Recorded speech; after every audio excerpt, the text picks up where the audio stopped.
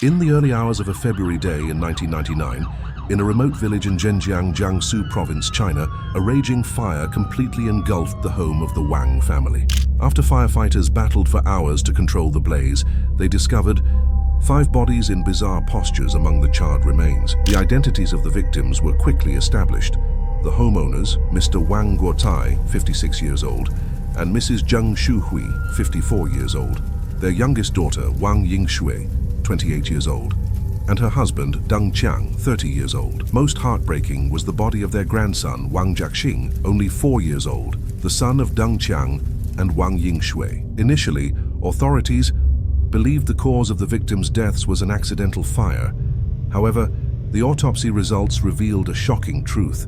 All victims had large amounts of sleeping pills in their systems. This discovery immediately raised questions. Was this a meticulously planned murder? And who was the mastermind behind it all? If you're also curious about the truth of this case, don't forget to like and subscribe to our channel to join us in uncovering the secrets behind this mysterious incident. Around 3 a.m., the tranquil night of the remote village in Zhenjiang was suddenly shattered by a loud explosion.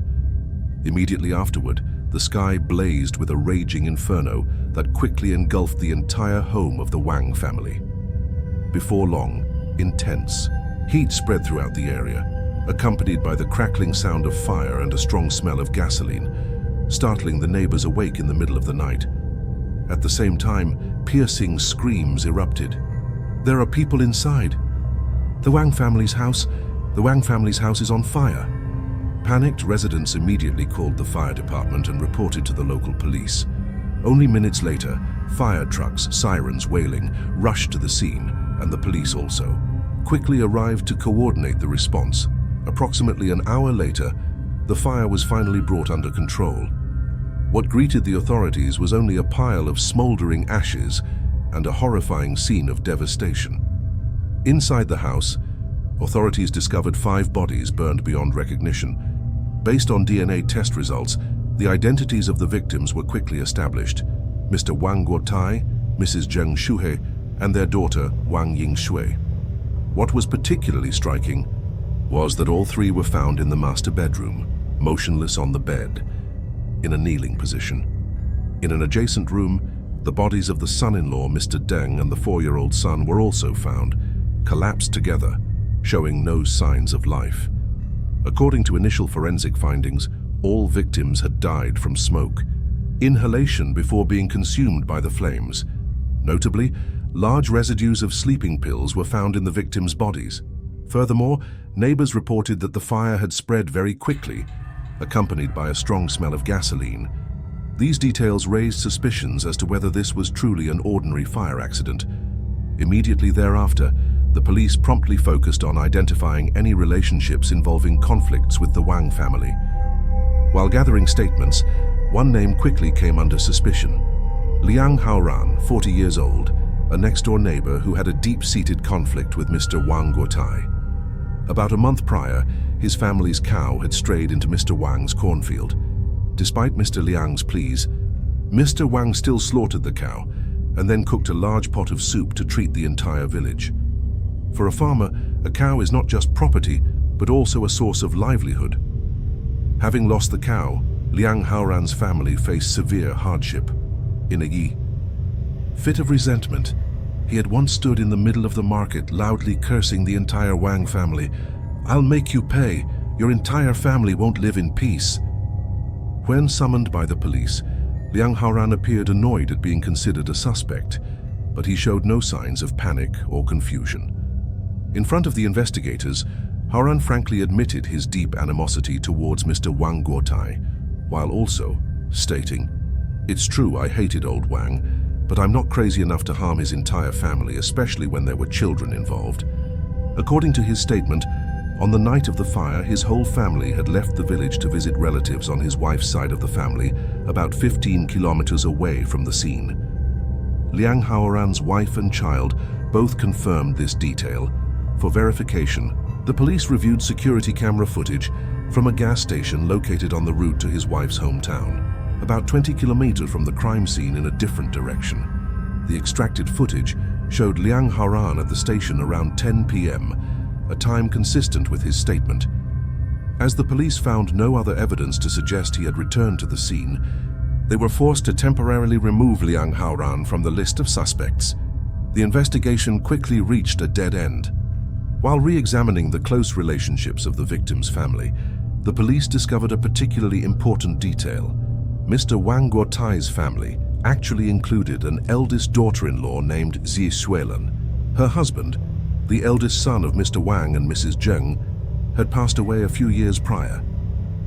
Since then, Xie Xuelan and her young daughter had continued to live with her husband's family in the very house where the incident occurred. However, what caught the investigation team's attention was that neither Xie Xuelan nor her daughter were among the victims. When the police gathered more information from neighbors, they learned that Xie Xuelan had endured years of mistreatment and neglect from her husband's family. Some also revealed that just one day before the fire, the family had a major argument, after which Xie Xuelan left the house with her daughter, in a highly agitated state.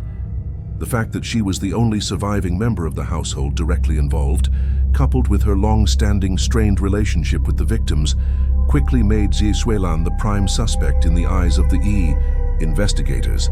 Immediately, the police summoned her to the station for questioning. In the interrogation room, Xie Xuelan initially appeared grief-stricken and shocked by the tragic deaths of her husband's family. However, when the police questioned her about her whereabouts during the time of the fire, she adamantly denied any involvement. Furthermore, Xie Xuelan asserted that she was not at the scene at all at that time. Although Xie Xuelan repeatedly denied any connection to the case, as the sole survivor from the household with a long-standing conflict with her husband's family, she was still considered the suspect with the clearest motive. To clarify her potential culpability, the police decided to delve into the hidden complexities of this woman's past. Xie Xuelan, born in 1971 in Zhenjiang, Jiangsu. In 1992, at the young age of 21, she married the eldest son of the Wang family, a relatively wealthy family in the area. Initially, this marriage was not approved by her husband's family because they believed Xuelan was not a suitable match in terms of social standing. However, due to their son's firm stance, Mr. and Mrs. Wang reluctantly agreed. Xuelan believed that if she just worked hard and was filial, she would gradually gain recognition from her parents-in-law. But that was just a one-sided hope, existing before tragedy struck. Just over a year after their wedding, Xie Xuelan's husband had a serious work accident at the factory, fell into a vegetative state, and passed away not long after. That event became a cruel turning point in Xie Xuelan's life. Her husband's family directed all their bitterness towards her, believing she was a jinx who brought misfortune and had ended their son's life. While Xuelan was still struggling with the grief of losing her husband and the prolonged cold treatment, she discovered she was pregnant. The child, Wang Ling, became her only solace, the reason for her to continue enduring in the house that had never truly accepted her. However, when she learned that Xie Xuelan had given birth to a daughter, her mother-in-law, Zheng Shuhui, became even more cruel. Returning late at night after a grueling day of labor, Xuelan would painfully watch her exhausted, starving daughter crying silently, too weak to make a sound. She was so exhausted that she no longer had enough milk to feed her child. In desperation, she knelt and begged her mother-in-law for a little rice to make porridge. In response, Mrs. Zheng shouted at and pushed her, scolding her for being useless, and also spoke ill of the baby. From then on, Xie Xuelan's every day was a chain of endless labor. In addition to working in the fields, she also had to take care of all the cooking and laundry for the entire family. At night, when everyone was asleep, she would quietly go to a neighbor's house to beg for some leftover rice water to bring back to keep her daughter alive. After her husband passed away, the Wang family received a significant amount of compensation money. However, the entire sum was used to organize the wedding for her sister-in-law, Wang Yingshui, while Xuelan and her daughter did not receive a single cent. If she merely displeased them, or if the child fussed or cried, her entire in-law family would immediately unleash harsh words upon her, and even severe physical punishments. In that hellish household, Xie Xuelan unexpectedly found sympathy from Deng Qiang, Wang Yingshui's husband. He was a gentle, somewhat meek man, and was often looked down upon by his wife's family. Because Xuelan and Deng Qiang's circumstances were somewhat similar, the two gradually grew closer. They shared unspoken understandings and quietly helped each other during difficult times. However, that fragile bond was quickly discovered by Wang Yingshui. In a fit of jealousy, she caused a huge scene. Mrs. Zheng Shuhui, without bothering to find out the truth, vented her anger and treated Xie Xuelan very badly. After that, the two of them never dared to be close to each other again. But Xie Xuelan's tragedy did not end there. One gloomy afternoon, while Xie Xuelan was in the restroom area, she was horrified to discover her father-in-law, Mr. Wang Guotai, secretly watching her with a strange gaze.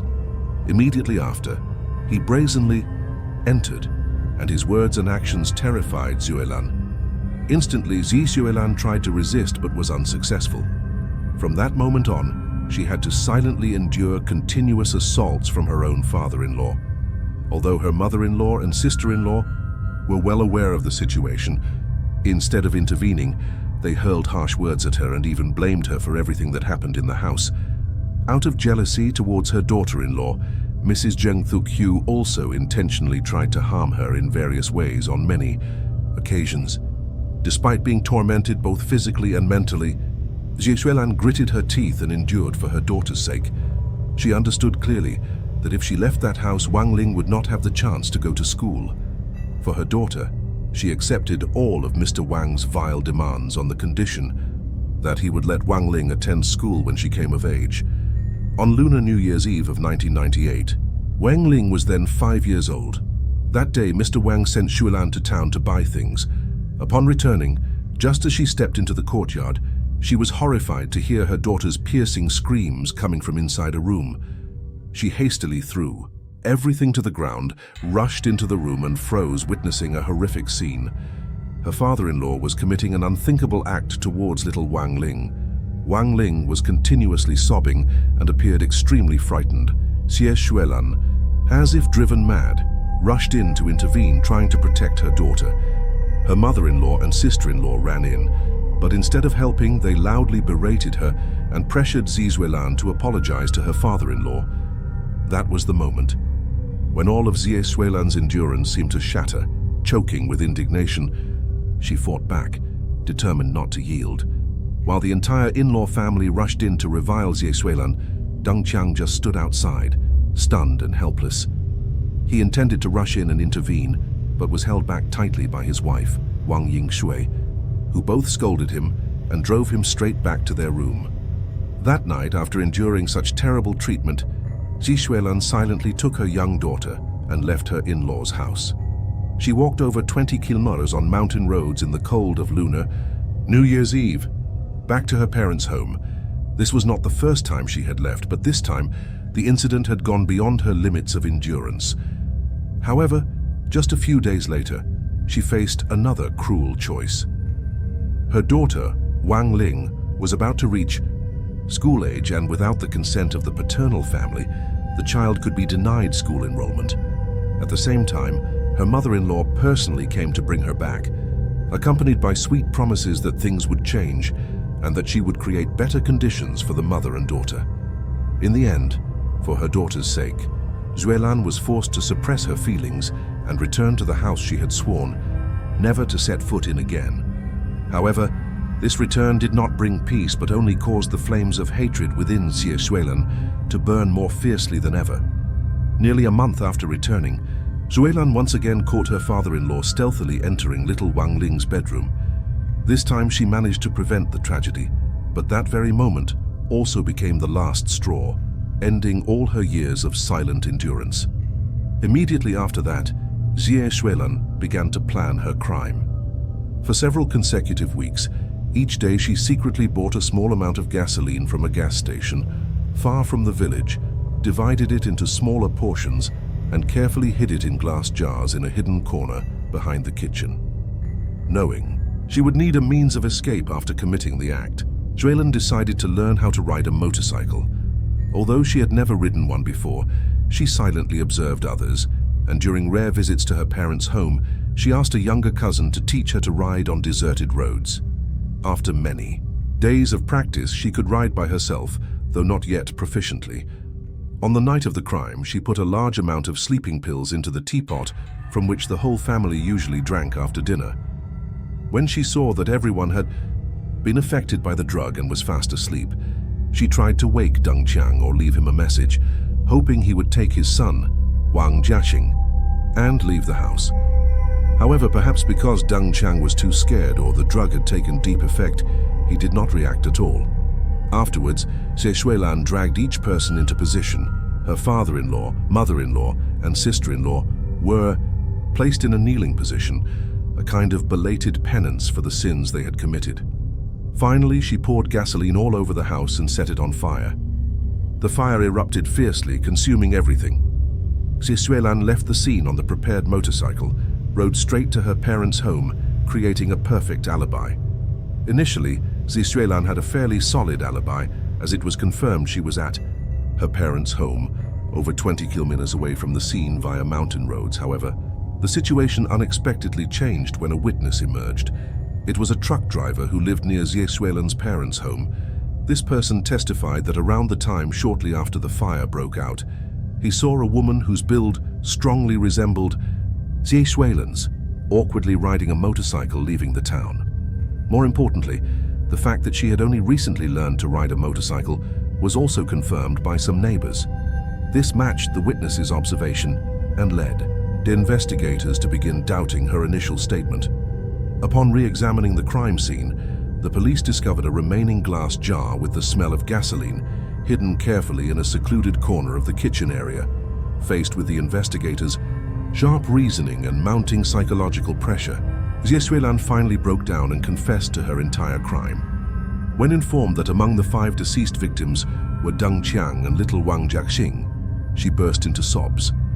Xuelan confessed that she had only intended to send off her father-in-law, mother-in-law and sister-in-law, those who had subjected her and her daughter to immense suffering for so many years. Therefore, the deaths of Deng Qiang and especially little Jiaxing were something she had never wanted, she said, her voice trembling. I never wanted the little boy and he didn't know anything. As for Deng Qiang, she admitted he was the only one who had treated her well, but he was too weak and lacked the courage to stand by her side. After confessing to everything, Xie Xuelan was immediately arrested. In late 1999, the Zhenjiang People's Court held her trial on charges of intentional homicide, causing particularly serious consequences. On February 13, 2000, the trial panel concluded that this was a planned act committed with cruel methods and sentenced Xie Xuelan to death. As soon as the verdict was announced, Xie Xuelan just nodded silently, seemingly accepting her fate. Before her execution, she left a short message for her daughter, little Wang Ling, who was then being raised by her maternal grandparents. Ling, my dear, don't live a life of suffering like your mother. The case was closed, but its echoes linger on. Initially, many people condemned Xie Xuelan as a cruel perpetrator who had struck down her entire husband's family, including an innocent child. But when the full story of her tragic life and her years of physical and mental torment were revealed, public opinion was inevitably shocked and divided. Many expressed sympathy for the woman who had been pushed to the brink. They believed her actions were the result of an accumulation of unbearable injustice and suffering. However, others argued that the law is the law and crime cannot be tolerated, regardless of the reasons. The sentence given to Xie Xuelan serves as a stark warning about the consequences of domestic violence and the indifference of those around. It also raises poignant questions about the limits of human endurance and the grim choices made when people are pushed into desperation. And you, what do you think about this case and the sentence given to Xie Xuelan? Please leave your opinions in the comments section below. Thank you for watching. Goodbye and see you again for future cases.